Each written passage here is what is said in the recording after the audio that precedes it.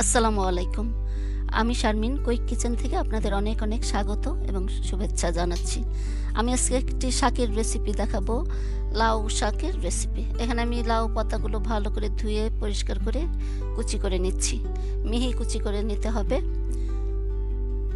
এটা আপনারা একটু ভাপ দিয়েও নিতে পারেন। তা আমি আজকে কাঁচাটাই সরাসরি রান্না করব।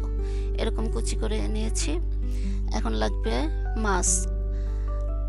এখানে আমি রুই আর কাতল মাছের যে থুতনি বা কি বলে কানসা, ওইটাই আর এক টুকরা পেটি নিয়েছি। সেটা মাছটা বেশি ভালো ছিল না, পেটিটা জানি কিরকম।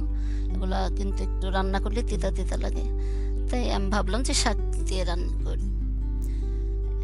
একটু পানি দিয়ে দিলাম একটু রসুনের পেস্ট। এখানে শুধুই রসুন, আমি কিন্তু আদা দেই নাই।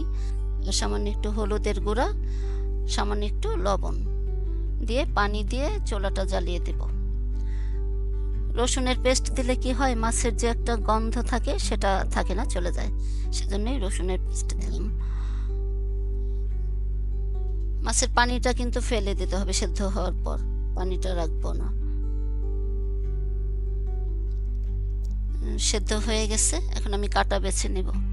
এখানে কাটা বেছে নিচ্ছি। মাছটা একটু গরম ছিল, কাঁটাটা বাছতে আমার একটু সমস্যা হচ্ছিল। আপনারা ঠান্ডা করে তারপর বাছবেন। সব কাঁটা ফেলে দিতে হবে, কাঁটা রাখা যাবে না। এই যে এরকম হয়েছে কাঁটা বাছার পর। তো আমি চুলায় একটা প্যান বসিয়েছি, এখানে পরিমাণ মতো তেল দিয়ে দিয়েছি আর দিয়ে দিলাম 2 মুঠো পরিমাণ পেঁয়াজ। পেঁয়াজটা একটু বেশি দিবেন, দিলে ভালো লাগে, শাকটা সফট হয়, খেতে ভালো লাগে। তো আমি পেঁয়াজ আর কাঁচা মরিচ দুইটাই দিয়ে নাড়তে থাকবো সফট হওয়া পর্যন্ত।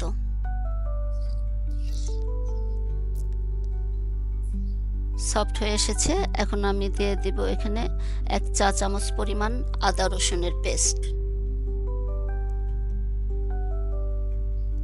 দিয়ে একটু পানি দিয়ে দিব যেন পুড়ে না যায়।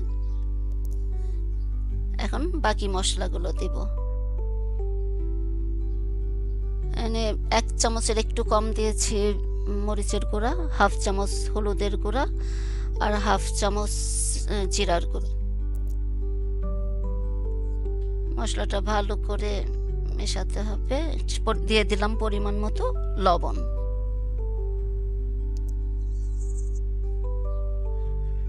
এখন দিয়ে দেব সেই কাটা ছাড়ানো মাছগুলো। মাছটা দিয়ে মশলার সঙ্গে ভালো করে মিশিয়ে নিতে হবে।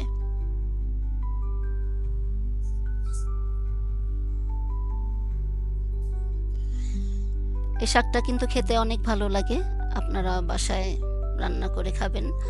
আমি এখন দিয়ে দিলাম একটু পানি, দিয়ে মাছটাকে আরও ভালোভাবে কষায় নিচ্ছি।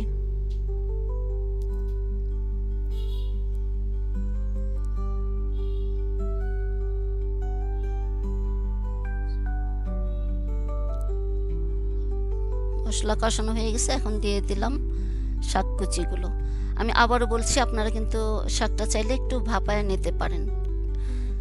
দেখেন শাক থেকে কতখানি পানি উঠেছে, আমি কিন্তু এক্সট্রা কোনো পানি দেই নাই, শাকের পানি এটা। আমার কাছে মনে হয়েছে মশলাটা একটু কম হয়েছে, তাই আমি আবারও সব মশলাগুলো একটু একটু করে দিয়ে দিলাম। দিয়ে ভালো করে নেড়ে মশলাটাকে শাকের সঙ্গে মিশিয়ে দিতে হবে।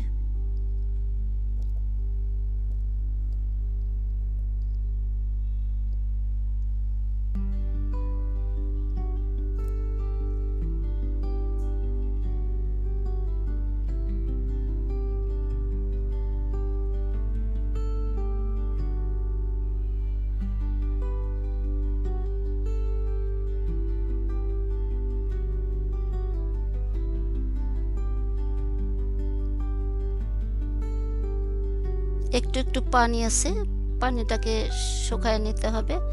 সেজন্য আমি আবারও এটাকে নেড়ে ঢেকে দিব।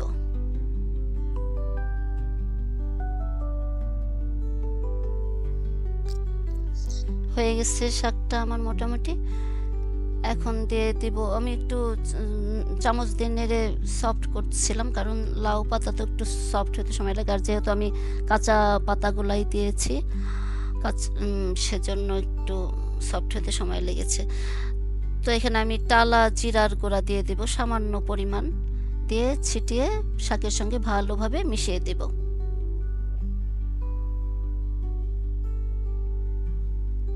শাকটা আমার হয়েই গিয়েছে।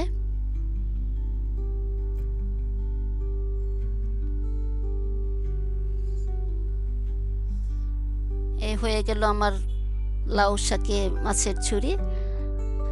কেমন হয়েছে দেখেন, আপনারা বাসায় তৈরি করে খাবেন। ভালো থাকবেন সবাই, দেখা হচ্ছে নতুন কোনো ভিডিওতে।